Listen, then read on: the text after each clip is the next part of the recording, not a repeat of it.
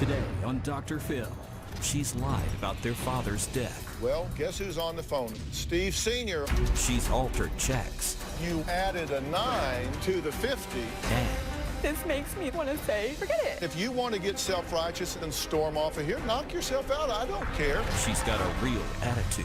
You don't even know what it took to come here. I've seen this act from you about 100 times. Get out of my life.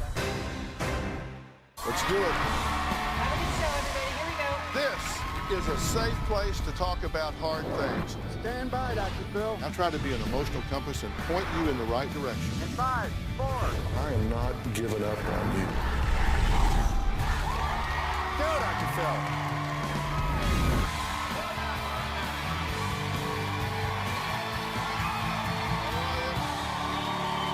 How you doing? Thank you very much. Lisa says that she was lied to by a psychotic sociopath named Sarah. I do believe about 95% of what Sarah says is a lie. Jeff says his family could be in serious danger because of Sarah's lies. I have become afraid for my own family because of the lies Sarah has told. Junior says he had to get a protection order against Sarah last Monday and is pressing charges against her for writing false checks in his name. Sarah wrote bad checks totaling somewhere around $15,000.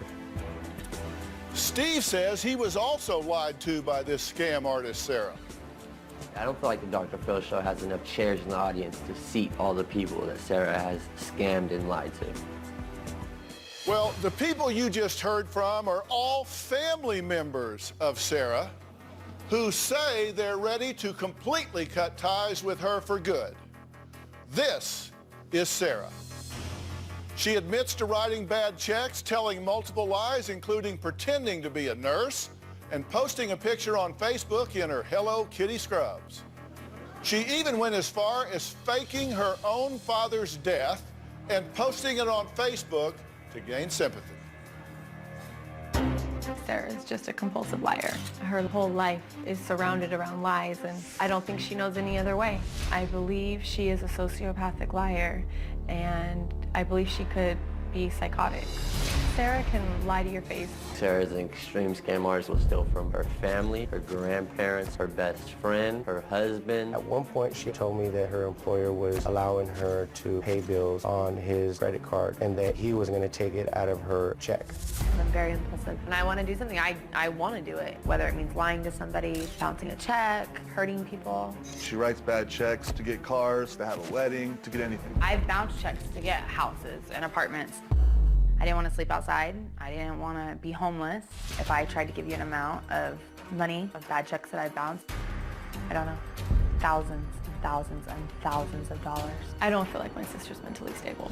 Sarah has been caught for check fraud, and somehow Sarah just never gets in trouble. Her lies are just so good that even the police believe her. I could be caught red-handed and I'll just keep denying it, and I'll lie to cover up that lie. I believe when it comes down to Sarah's lies, schemes, and manipulation, I don't believe we've even scratched the surface. Well, we're going to talk to all those people who have an issue with Sarah later on. But first, even though Sarah has recently started to admit some of her lies, she actually says she's the one that's upset with her sister Lisa for acting like Little Miss Perfect. Growing up, Lisa and we were pretty close.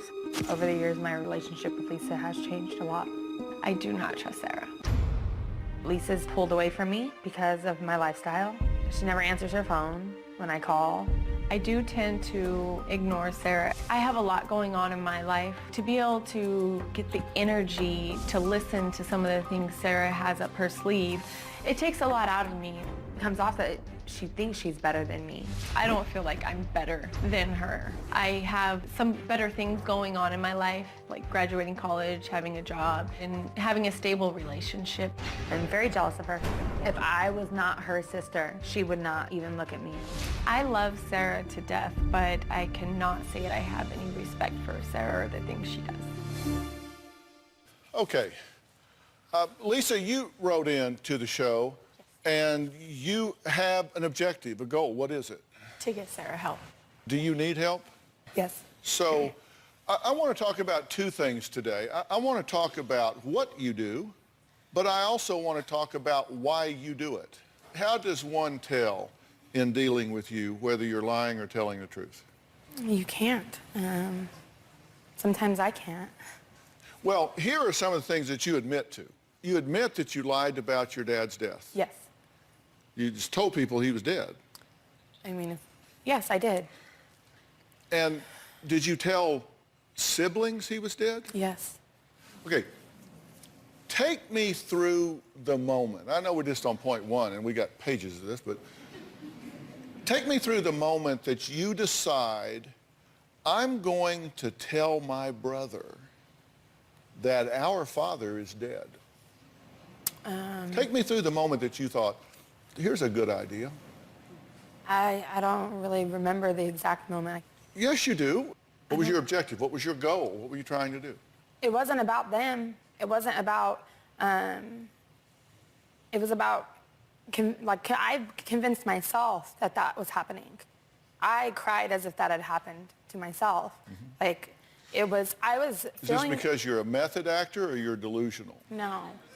Well, it's one of the two, right? And I know that either... I think that people think that this is funny, but it's not No, funny. you know this what? is serious. You know what? Before you get on your high horse, let me tell you something. They're thinking, they're laughing about the outrageousness of it. They're not laughing because they think it's funny, because there's not anybody in this room that thinks it's funny for a sibling to tell their brother or sister that their parent has died. Nobody finds humor in that. What they find humor in is the outrageousness of it. And my question to you, you said, I believed it. So that means you are either delusional, you deluded yourself into believing it, or you are a method actor, which many liars are. I'm trying to understand. I forced myself to believe that and feel that so I didn't have to feel what I was feeling. Now, you didn't care about Lisa or Steve or anybody else. No, I did not. I did not care at that moment. Gotcha. Gotcha. Okay, you lied about your profession, saying you were a nurse. I have lied about my profession. I lie about it consistently. I have lied about it. Well, that seems like a distinction without a difference. You mean you're not currently pretending to be a nurse? No. But you have in the past? Yes, when people have said, what do you do for a living? I say, I'm a nurse. You told people that your son was a product of rape? Yes, I have. And your goal and objective? One lie, I always have to tell another lie to cover up another lie, to cover up another lie, to cover up another lie. And that was the end result of that lie. Okay, you forged checks. I've bounced checks in my own name, and I've bounced checks in my husband's name, yes. But you forged checks? Yes, I've forged checks in his name. Okay, you said you came here for help. Yes, I have forged checks in his name, yes. This is the help, because Yes. you can't change what you don't acknowledge. You've taken other people's checks and forged the amounts and or signatures and or both in order to get money. Yes. The brother Sarah lied to about their father's death is actually here, and he says that he'll never forgive his sister. We're going to start getting down to the reality of this situation when we come back.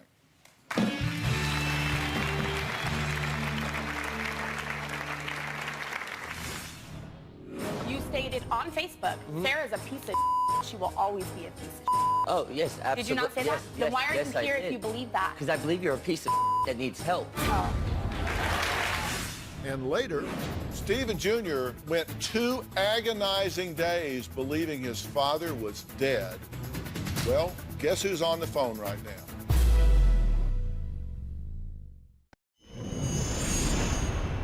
I believe Sarah does suffer from a mental disorder. She will take your money, and Sarah has no remorse. When I get caught, on the outside it looks like I don't have any remorse, but on the inside, I'm a mess. It's so shameful, it's so embarrassing. It's almost like, where do you go? What do you do? Well, Lisa is here, and she says her sister Sarah is a sociopathic liar who she believes is actually psychotic. And Sarah admits she has a problem with telling the truth, but doesn't know how to stop spinning her never-ending web of lies. Now, Sarah's brother Steve says she has been lying since they were children, but recently, he says she crossed the line. Last week, I got a bunch of texts on my phone late at night, and they said 911, call your sister. My father had died. I was completely devastated. I was upset because I didn't get to say goodbye to my father. Stephen was so distraught. I felt just awful for my brother. Sarah explained that she had seen my father after he died and signed his release form for the funeral home to pick him up. Sarah even went on Facebook and wrote, "My brother and I have just lost my father. I just wanted to go to the hospital and see him one last time before the funeral home took him." Later on that night, I got a call from my stepmother, and she said, "Well, hold on, let me put you on the phone with your father." This was absolutely just another one of Sarah's scams. I made up a lie about my father's death. I am very furious at Sarah. When I informed everybody that my father was still alive, Sarah then told people, "Don't listen to my brother. He is a drug addict and he hasn't slept for 4 days." Stephen is a heroin addict. Sarah is fabricating a lie. I've never done heroin. Sarah's just not all there. She's completely out of her mind. Well, Steve's girlfriend, Sherry, is also here. Let's all attack Sarah and say what we feel about Sarah, but I can share how I feel as well. Absolutely. Yeah. So what would you like So to if do? we're here to help me, then we're here to help me, right? Mm-hmm. But you're really not here to help me. Oh, I'm pissed off as to That's about fine, why- and I would be pissed off too. And I came here ready to have You people came here for be pity. angry. Yeah, I'm not sorry for I you. came here for pity. Listen, I'm not sorry for Oh, you. I came here. I don't want you to be Yeah, sorry. let me for ask you a question. Let said, me explain you said something to things you that first you've of seen all. me do. So What why are have you you here? seen me do? Can you tell me why you're here? Because I'm here to save your life, Oh, Sarah. but 26 don't minutes realize- before 10:32 last night on Facebook, I screenshot I told you it. you would be dead to me no, if you don't come. you stated on Facebook, Sarah's a piece of she will always be a piece of Oh, yes, absolutely. Did you not say yes, that? Then yes, why are yes, you here I if did. you believe that? Because I believe you're a piece of that needs help. Oh. What am I? Let's get to what I am. I want to know what you Let's are. get to what I am. I What have are a you? question for you. You said I have an you believe answer. I'm a heroin addict from things that you've seen me do. Please respond. What have you seen me do? Okay, let me just be What? real clear. Hang on a minute. Let's just be real clear. This is a complete and total manipulation, which is a deflection. We're starting to talk about some things that are really uncomfortable for me, so I need to start a damn fight here. I need to start pointing fingers. I need to get somebody else. Absolutely. Because what has happened is we're now not talking about her. Exactly. Do you think he's earned the right to be a bit upset Yes, with you? absolutely. I think that I'm not discounting that he should be upset, and I'm not discounting that. It's just hard. But He thinks like when he says that I came here for pity, like you don't even know what it took to come here. You have no idea how hard it was to come here. I'm sorry. How long I sat at the airport for and almost didn't get on the plane. I missed my first flight. Do you I wasn't going to come here, and I didn't come here because I was going to be dead to you or I was going to be dead to you. I came here because I don't understand anymore in my own self. And you don't know how that feels. Like you guys could be angry and sad, but imagine not understanding why you do things. Sarah, People ask me why. I've seen this act from you before about 100 times. Then get out of my life. I'm sorry. Because listen, No, I have never absolutely. stepped up and I said, have hey, no I'm problem. sick. I need help. I've never done that. You don't Yes, you have. to, and I'm not angry at you. I'm honestly not angry for the fact that I know that you have psychological issues, and I know when someone is mentally unstable and has some psychological issues that it's not, most of the stuff they're doing, they're not even doing it on purpose. And I'm not angry, I'm sad. I am so sad for you that you have this going on. I am so sad that you can't control and you don't have a normal life. You live this web of lies, and that's all you've ever lived, is lies after lie after lie. I want to talk about what it is that got you so upset. And I have an email exchange here between the two of you. And I'm going to begin it where you say, you will never know what you put me through, and for that I will never forgive you, Sarah. Right? Now this is when she has told you that your father died.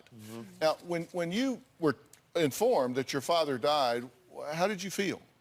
I just broke down in tears. I couldn't take it. It devastated me. You say, Stephen, I'm going to bed. You should do the same. I don't understand why you're having such a hard time accepting this.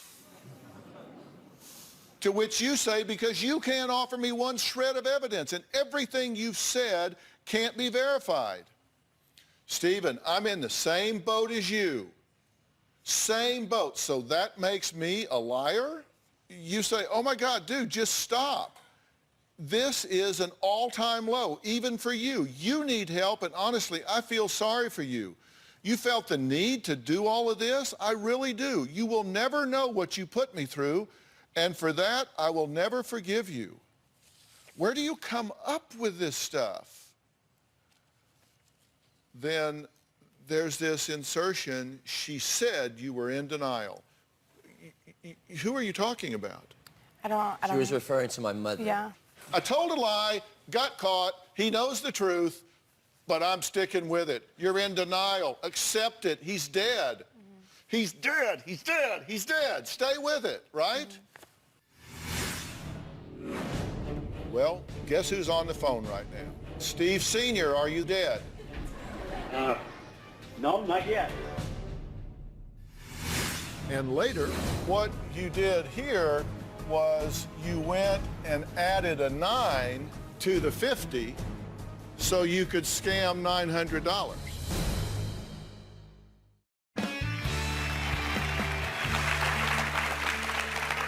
So Stephen Jr. Went 2 agonizing days believing his father was dead. Well, guess who's on the phone right now? Steve Sr., are you there? Yeah. Are I'm you, here, Dr. Phil. Are you dead? No, not yet. Steve, how did you learn that that others had been told you were dead? Oh, apparently, little Steve had been over at a friend's house, which is a friend of my wife's son.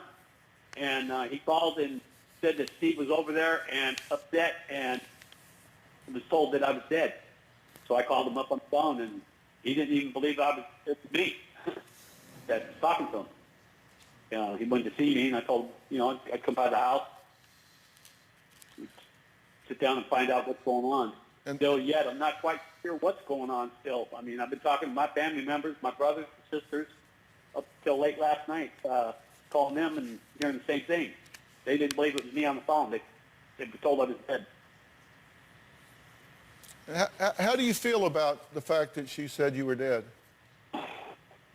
Dr. Phil, that's kind of a hard one to answer because, I mean, my heart first goes out to, a lot of my fans, but it goes out to Steve first because, I talked to him, I've seen him, I heard him, I've seen the pain he was in, and for her to put him through that and keep it up and go into full details about how to keep my body and this mortuary and being cremated, weighed 90 pounds. I died on the couch at some guy's house. She just kept the story going and going, and No, I didn't. What did I say? As you're talking, she's denying part of this. Did you say he was in the mortuary? I said he was in the morgue, but I never said that I seen his body. Okay, did you say that he was cremated? No, I said that we would cremate him. And yes. did you say you were paying half of that, $1,000, to have him cremated? I said that I would, yes. I didn't say that I had or that I did. And I didn't say that he died on the couch. I never said She that. also stated to other people that no, I wasn't cremated yet because only half was paid, and she had to come up with the I other did half. not say half was paid. I said that nothing had been paid. That's what I said. But you needed the money to pay because they wouldn't let you see our father's I didn't body. ask for money. I said that I was Oh, you coming up didn't? with money. Who did I ask for money from? Well, my mother told me that you already received money from a friend. No, I did not. Call Mom right now. No, I did not. Okay.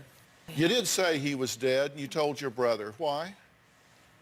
I said I want to talk about what you did and why. What you did was tell your brother that his father was dead and put him through one of the most agonizing things we go through in life that he's now going to have to go through again if he outlives his father. So he gets to do that twice, thank you. Now, why did you do that? I don't know why I did it. Well, just if you did know why. At the time, I wanted to.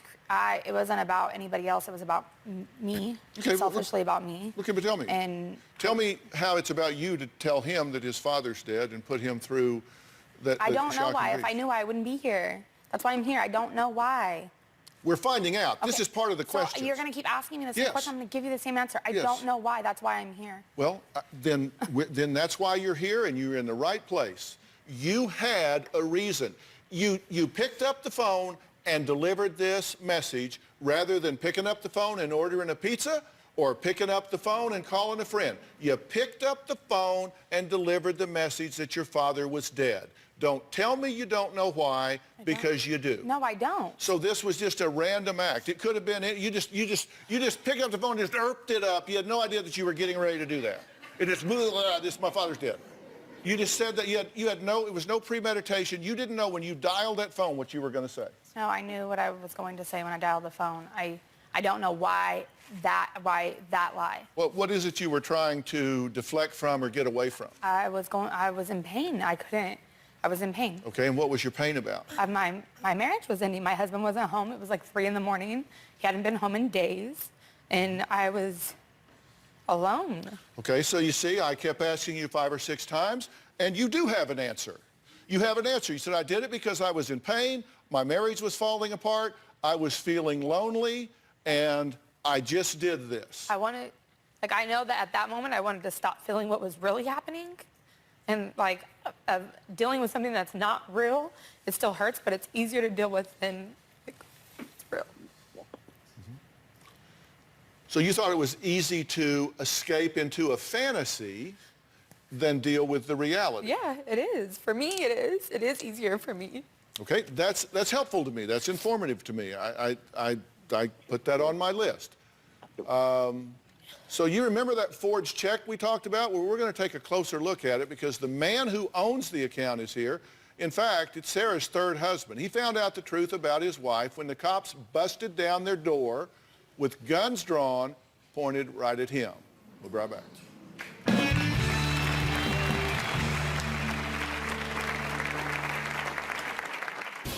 All of my problems with Junior have been between lying and writing bad checks. I was arrested. The police came to my house around 7 o'clock in the morning, and they kicked open my door. My greatest fear is that I'll go to prison and lose my freedom over what she's done.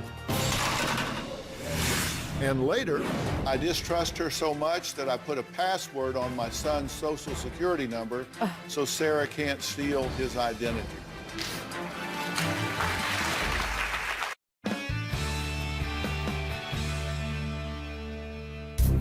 Sarah is 27 years old and has been married 3 times.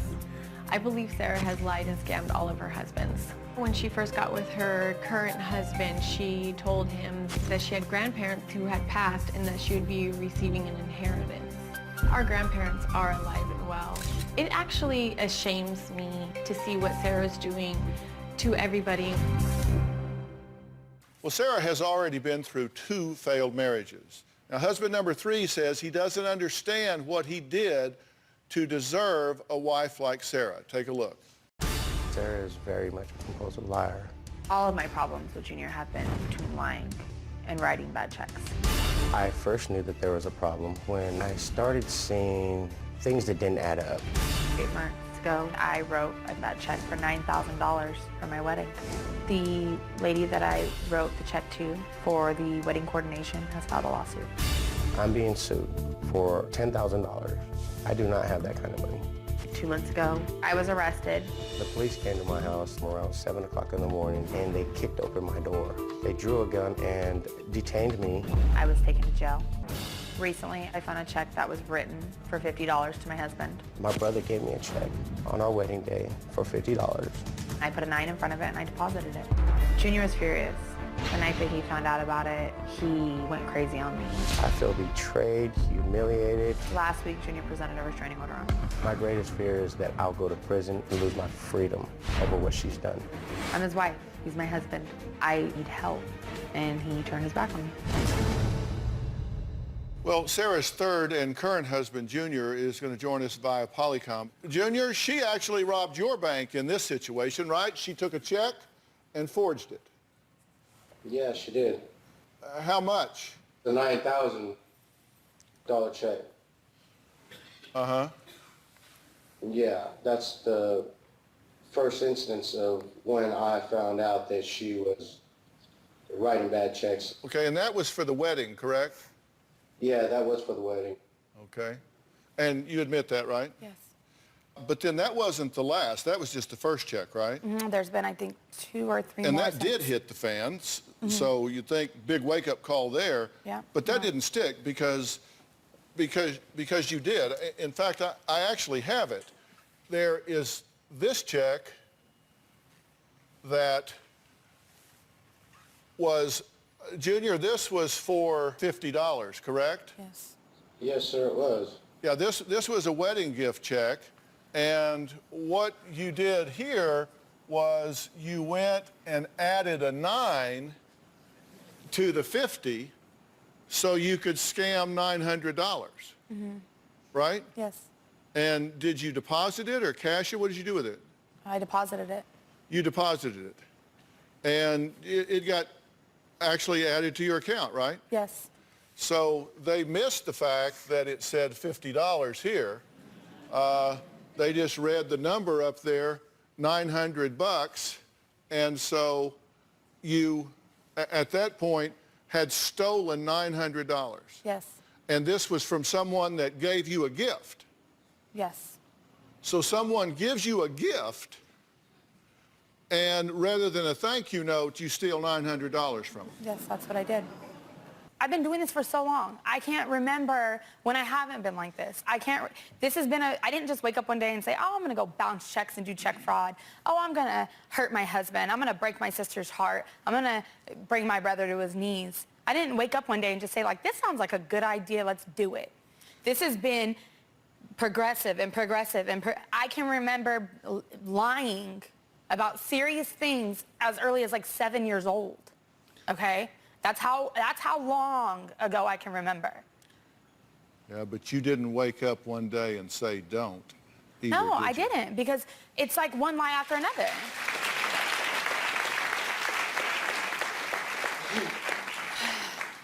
I didn't want to come out here and put my guard up, but I feel like my guard is up, and I feel like this makes me like want to say, forget it. Like Knock yourself out. Do whatever you want.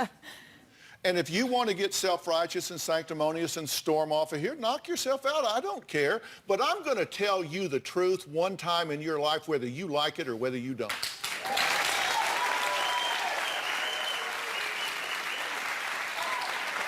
And, you know, you can play the, oh, I'm just getting humiliated. You humiliate yourself with your conduct. You do that to you. They don't do it to you. I don't do it to you. They're humiliating me or that you are humiliating me. I said I was prepared for this. I was prepared to be humiliated. I was prepared for this to hurt. The things that I've done to him, I don't know how I'll begin to repair that. I don't know how I'll begin to fix that. I don't. How do you apologize to people? Like, it seems almost like it's slapping them in the face to say, I'm sorry. Well, here's a suggestion. Stop doing it. You own it. You stop doing it. You stop justifying it. And you stop getting on a high horse when somebody has the audacity to call it what it is. It's lying, cheating, stealing, and betraying. That's what it is.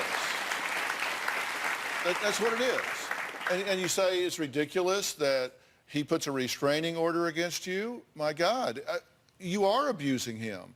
I mean, you're stealing money from him. You're lying to him. Did you tell him that you were going to get an inheritance? Yes, I did. When we very first. Well, yes, I did. Doesn't matter when or how. Was that true? No. Let's take a break here. Lisa's husband, Jeff, says that if I invited everyone Sarah scammed to the show, that we'd have to do it at the LA Coliseum. We're going to see why he is so upset with her next.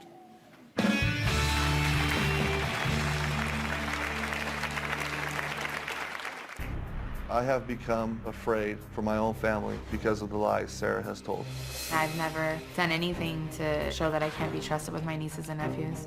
Sarah has burned so many bridges, hurt so many people. One day she's going to hurt the wrong person and they're going to want to turn around and retaliate against her. I'm afraid that somebody could come after our family or come after Sarah when she is with our family. If Sarah is capable of lying about her father's death, she could be capable of taking my children and claiming they're hers. My biggest concern is what's next.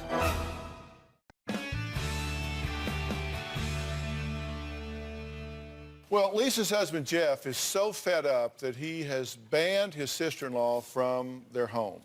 You've been listening to all of this. What do you have to add? The emotions that her lies create in a household of a sister who cares so much and a brother who's been obviously mortified with the passing of his father. It hurts. I mean, it affects a household and because everybody comes to Alicia. She's like the gel that holds the family together, and everything that happens with Sarah or Stephen comes through her. And it affects your daily life. You have a child, right? Hmm? A 7-year-old son? But you don't have custody. No. Why? I let him live with his father. I couldn't take care of him when I was 20. And do you have a relationship with him now? No. But you say you send letters and gifts and that sort of thing. But they are returned. Yes, his father returns them. Because we actually have a statement from your first husband. Okay. He says, Sarah told our son she would send him money. She never sent him a card or a letter. I would absolutely allow letters and packages to get to him. She doesn't send any. I distrust her so much that I put a password on my son's social security number so Sarah can't steal his identity. So your first husband says, well, he's worried about you stealing your son's identity. He says you protected his password. Okay, well... His social security number with a password. Okay, well, I don't know why. I wouldn't do that. Whose identity have I ever stolen? Well, let's talk to Sherry. I'm sorry, did he... How did I steal your identity? My Sprint account, I deactivated a phone I let her use when I moved in with her because she was nice. I thought you were normal. And then it turns out I meet your brother, and your brother tells me that you scam people. Well, I go to turn off the cell phone. That the day I turn it off, you called Sprint pretending to be me. I did. I've never met anyone like you in my life. So basically, I'm in the hole almost $2,000. That's identity theft. Yes, okay. Right, well, you've got to start telling yourself the truth. When I think of identity theft, I think of like using someone's social and going in and becoming them and doing these things. That's the way that I've reasoned with it. Isn't that what you did with her? I mean, it's clear identity theft. Yeah, that's what I did. All right, we're going to take a break. We're going to find out what Sarah says happened in her past that could be a trigger for this kind of behavior. We're going to talk about why people lie when they lie. We'll be right back.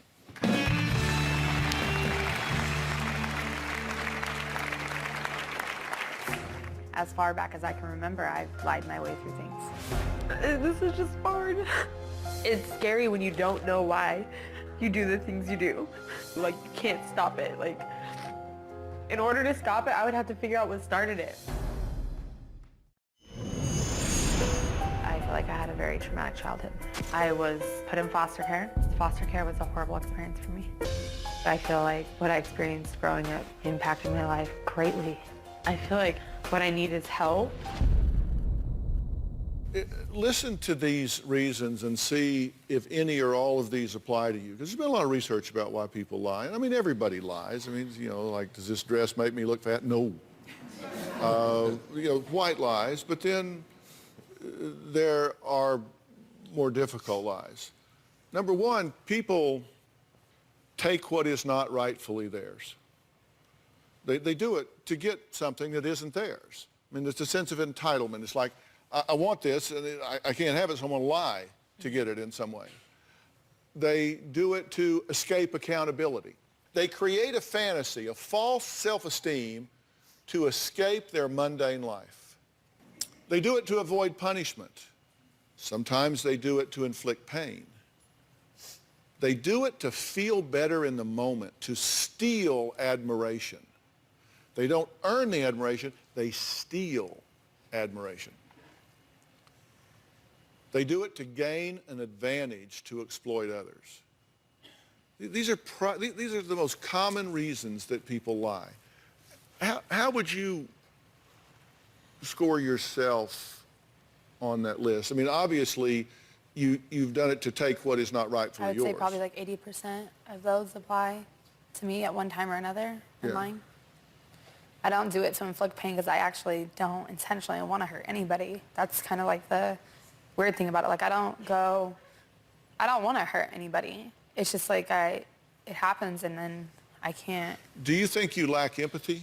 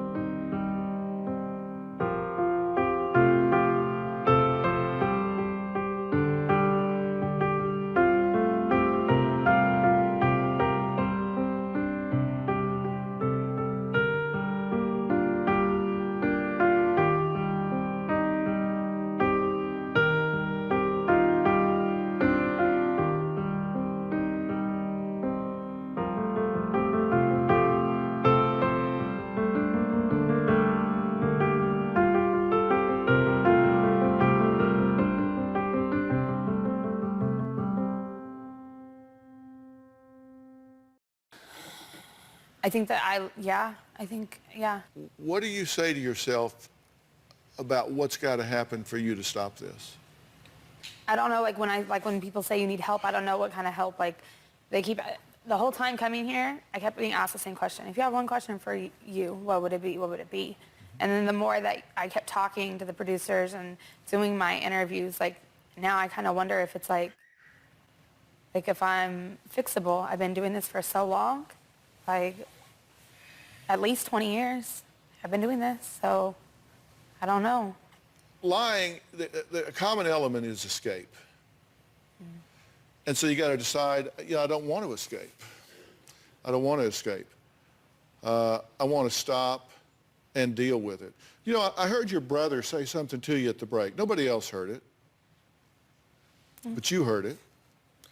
After everything you've done to him, all the pain you've inflicted on him, after all of his text messages saying that he'll never forgive you, what did he say to you at the break?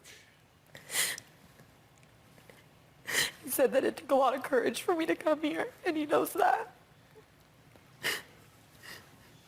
No, that isn't exactly what he said. He said it takes a lot of courage to come here, and I really respect you for that. Yes, that's the gist of it, was that he knew that it took a lot of courage. He respected you for being accountable. He respected you for putting it on the line and being here. True? True. Coming up, why Lisa says she is afraid for her children. You can cry, but I don't think you can even begin to feel the pain or the emotions that you've inflicted on your family.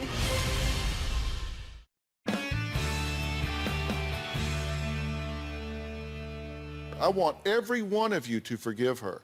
That doesn't mean you forget. Yeah. It doesn't mean that you expose yourself. Do you ever feel like the people that you're burning are going to try to retaliate against you and hurt you somehow? And most of the time when people go after people who have done something bad, they don't hurt the person who inflicted anything on them because they want something from you. They want their money back. Do you know who they go after? I never thought about it. They go after their family members, the people that they care about most. And who do you care about most? My nieces and nephews. Yeah, my children. Yeah. My children. And do you ever think about what we go through thinking about, wow, what if someone comes after one of my kids to hurt you? Do you think about what that would do to me? No, I never. Or my family? No. If someone came after them? I don't think you even begin. You can cry, but I don't think you can even begin to feel the pain that you have inflicted or the emotions that you've inflicted on your family. Not even for this last lie that you've done, but for everything you've done, everybody you've burned. And we're the ones that have to live in fear for it. You're not the only one that lives in fear for it. I'm not the one doing it. I shouldn't be the one living in fear. I understand that. I am willing to get you some very specialized help with this. People who do what you do have a really damaged self-image and a really low level of self-worth and self-esteem. Because anybody that had any dignity, any self-respect, would not do what you do. And to you, I'll say, you must love her greatly in spite of her, love her greatly, or you wouldn't go to all of this trouble. You obviously love her and want the best for her. Do not trust this woman, because I'm telling you, the best predictor of future behavior is relevant past behavior. If you want to know if she will lie and exploit you in the future, just look and see if she lied and exploited you in the past. History predicts the future. Your job is to begin one day at a time creating a new history.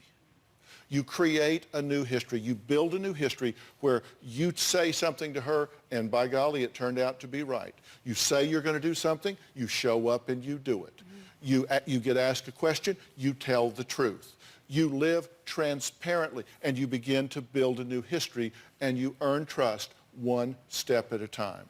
You're in over your head. I will get you help. I will get it immediately. Fair enough?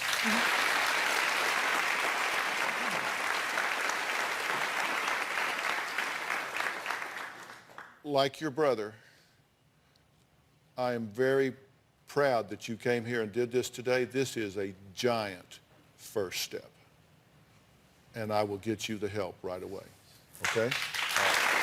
Thanks for that. Lisa, thank you. Thank you. Steve, thank you. Joe, thanks so much. We'll see you next time. Thanks so much.